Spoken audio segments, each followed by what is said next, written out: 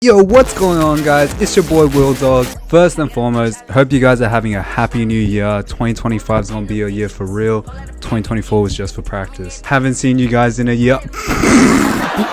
Haven't showered in a year. Man, fuck this, let's get straight to the video. Anime and art in general really mean a lot to me. As an introvert, I find it really difficult to express myself sometimes. I find it really difficult to find the right words to express myself. And sometimes I find it really difficult to even figure out how I'm feeling. But music, fashion, and art are things that have always really resonated with me and have actually made me feel something. They help me to understand my emotions as well as understand my own soul. So for today's video, we are going to be talking about anime moments that have shaped me as well as meant a lot to me as a person. Yep, so don't comment all at once guys. Don't show your enthusiasm too much, you know, save your energy. I don't think this is very funny actually.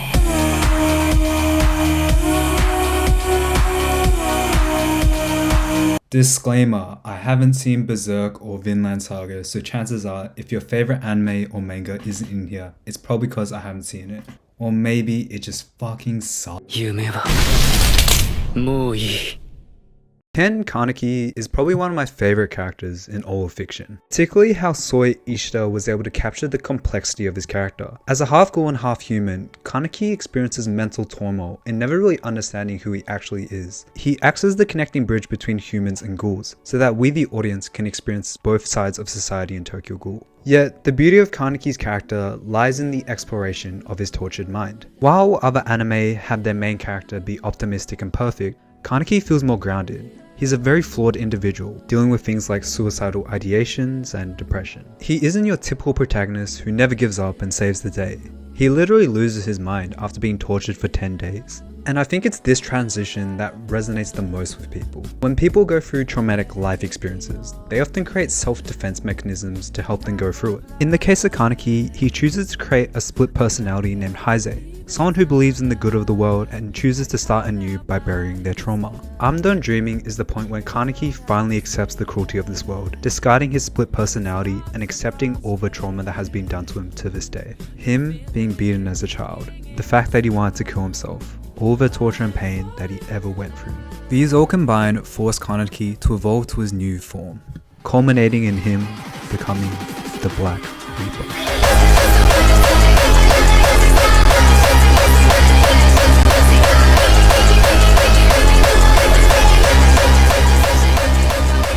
And it's this moment about Kaneki that really resonated with me. As an idealistic person myself and someone who also suffers from depression, like Heise, I like to believe in a good world. Somewhere where people aren't truly evil and self-motivated. Somewhere where the loudest person in the room doesn't always win. And a world where people truly try their best to be a good person. Whenever this illusion is shattered for me, I become really suicidal and depressed, hating this world for what it is and not wanting to be in this world anymore. And similar to Kaneki, whenever I go through trauma, I choose to bury it instead of actually confronting it. Lying to myself that this world can be better and people can't truly be evil. Yet when reality hits and things become quite clear, I too truly start to hate this world and become quite cold and ruthless. And I feel like Tokyo Ghoul captured this feeling really well. It's something I think about every time I'm going through it, and despite its deep and depressing subject matter, there's something comforting about it. While depressing material can perpetuate and reinforce negative perceptions of this world, there is something comforting about the fact that there's something I can understand.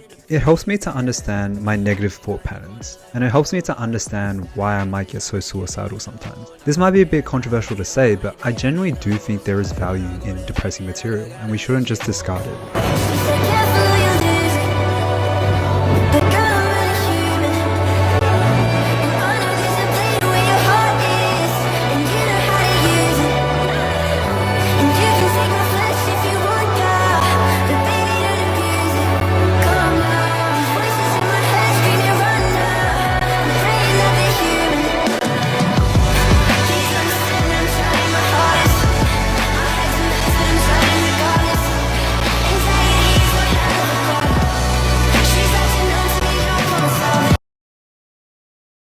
This is probably one of my favorite, if not my favorite moment in Chainsaw Man because of how it really encapsulates the core of the story. Up to this point, Denji has been through it all. He had to kill his brother Aki, and he watched his little sister Power die right in front of him. Big emphasis of Denji's character is how he originally started with nothing.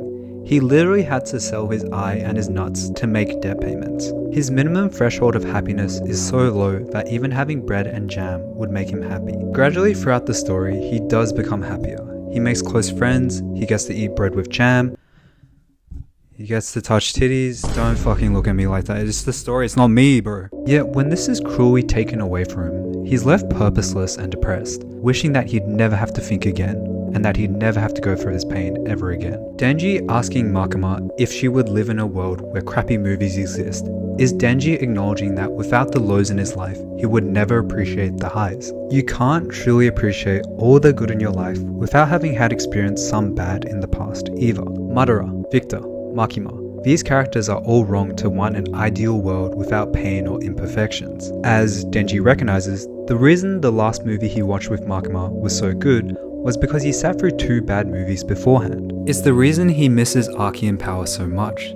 He's never had true friends in his life. And it reminds me of this moment from South Park where Butters is broken up with. Yet, he recognizes the beauty in his sadness. No thanks, I love life. Huh? But you just got dumped. Well, yeah, and I'm sad. But at the same time, I'm really happy that something can make me feel that sad. It's like, it makes me feel alive, you know? It makes me feel human. The only way I can feel this sad now is if I felt something really good before. So I have to take the bad with the good. So I guess what I'm feeling is like a beautiful sadness. I guess that sounds stupid. Now, I'm gonna be honest, I haven't even read Vagabond, but I've seen this quote like a million times and it's been in like other media as well. And even though I haven't read the manga, I think I can try and understand what it's saying. I think it's talking about the endless potential that each and every one of us have. It doesn't matter where you're from, where you are in the world, how big your desk is. Potential as a human being is limitless. Like whatever your dreams are, whatever your goals are, bro, you can go out there and achieve them. Like start today. If you take anything away from this video, please take that. Like you can achieve whatever you put your mind to, I'm serious. Future, he took 10 years to become an overnight success. Kai Cenat was in his room editing videos all the way until 5 AM. Whatever you want to do in life, go out and go ahead and do it because your potential as a human being is limitless. You can redefine your fate and you can choose the beauty of everything that happens in your life.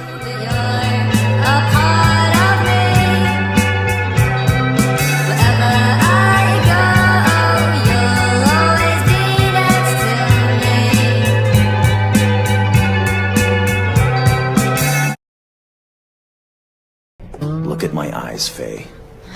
One of them is a fake because I lost it in an accident. Since then, I've been seeing the past in one eye and the present in the other. People often say that your eyes are the windows to your soul, that a person's eyes can truly say so much about their inner feelings and emotions. And I think that line is so true for a character like Spike. On the surface, Spike looks like a laid-back character, where nothing really seems to bother him or faze him. He's carefree and laid back, accepting his death at any point. Yet what lies deeper is a man who is physically and metaphorically stuck in the past. Our initial confusion for his carefree nature is revealed to be a man who is depressed and numb. Someone who is unable to move on from the death of his lover as he watches the days go by without having any purpose. What Spike tells us is that one of his eyes is a fake, and that he's been seeing the past in one eye and the present in the other. Being obsessed and unable to let go of the past has caused Spike to be physically alive but far from living. As Spike himself says, I'm not going there to die. I'm going to find out if I'm really alive. when you obsess over the past, you give up the beauty of the present. If you truly want to be alive, please enjoy every single second that you have, every single day. You will truly be alive. I think that I've been dead since the start. I haven't took too much inside my heart, but I don't even care no more. I'm gonna dance till I end up on the floor. Yeah, Lord, Lord, Lord,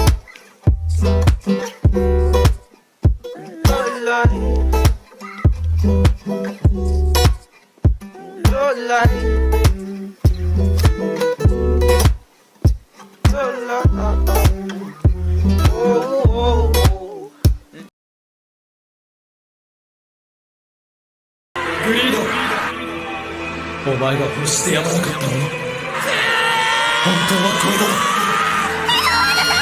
エドワード、行け、鋼のそうだ。俺が欲しかったのは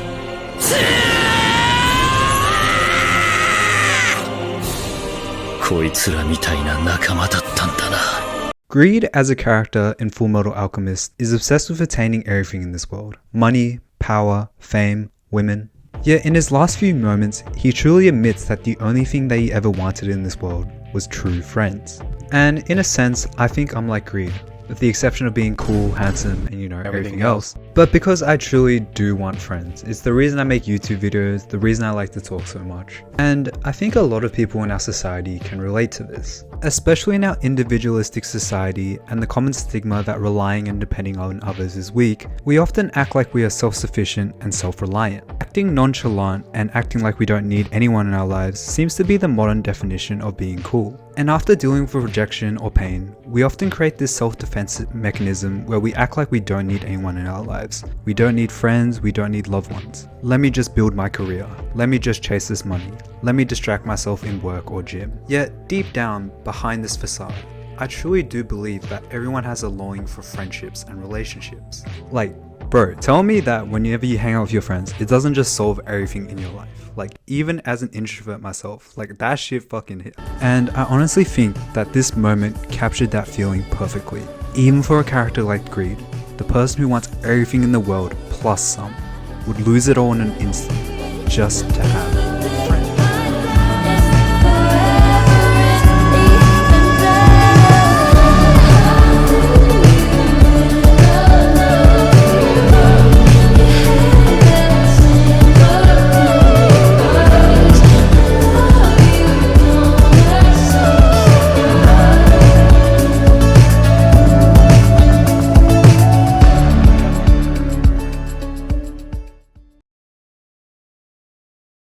What? Are you for real? We can't live Well, without them. I knew I should whatever have come here. happens, I'm only 18. happens. I don't want to die yet. I've never even been with a woman.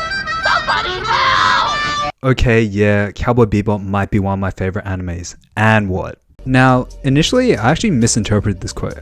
I thought it meant that you should go with the flow in life and let things play out. And I'm not saying that you shouldn't go with the flow in life, because there are actually times where it's quite relaxing and stoic to do so. But it's more that you should be quite conscious and active with your life, actively solving all your problems and living your life with purpose each day. I think the right interpretation for this quote is to be very active in your life, but carefree when things are outside of your control. And this pretty much sums up the situation that Spike is in. With his life on the line and everything outside of his control, he realizes there really is no point in worrying about anything else. If you've done all you can to put yourself in the best position, then there really is no point in worrying about anything else. It reminds me of this quote from my favorite rapper, Playboi Carti. What I mean by die lit is more so just like, whatever you do, man, just do that shit to the fullest. Exactly. Because you never know when it could be over, and you ain't gotta be dead for it to be over. Do everything to the fullest and leave the rest up to chance. Die lit, and whatever happens, happens. My life is worth living here. I gotta testify. Come up in the spot looking extra fly. Maybe I could love myself. For the day I die, Maybe my I'ma life touch will the have sky. a greater value. This is my favorite quote of all time. I'm gonna say I don't care. I don't love my children equally. I don't think there's much more I need to say about Evangelion. It is one of the most iconic animes of all time, and it is one of my favorites. Yeah, on your first watch of Evangelion, you're gonna be like, what the fuck is going on? Yet, once you dive deeper into Evangelion, you start to appreciate its deeper themes. Its themes of existentialism and nihilism are so iconic, especially for the time it came out. It's hard to put into words what makes Evangelion so iconic, and it's definitely something you have to experience yourself. But the best way to describe Evangelion for me is that it is a comfortable and uncomfortable reflection into our soul. It's uncomfortable in the sense that we look at Shinji and see our destructive behaviors within him. Yet it's comfortable in the sense that we also see Shinji overcome his problems and overcome his depression. To say that there's one message in Evangelion is a gross understatement. Like Shinji does at the end of Eva, it's about accepting ourselves for who we are, loving ourselves, loving life, loving our friends, and it all begins with our mindset. Anywhere can be paradise as long as you have the will to search for it. Single-handedly changed my life, because it's so true. You really can find paradise here on earth, even in the smallest of things. If you have the will to live and the courage to wake up and face the outside world every day, I truly do believe you can find paradise here on earth. If you take anything away from this video, please give art a chance. I'm from Australia, where people only care about sports, partying and drinking. And there's nothing wrong with that. But art doesn't discriminate. It doesn't matter how tall you are, where you're from, or how shy you are. Anyone can be an artist and anyone can experience the beauty of art.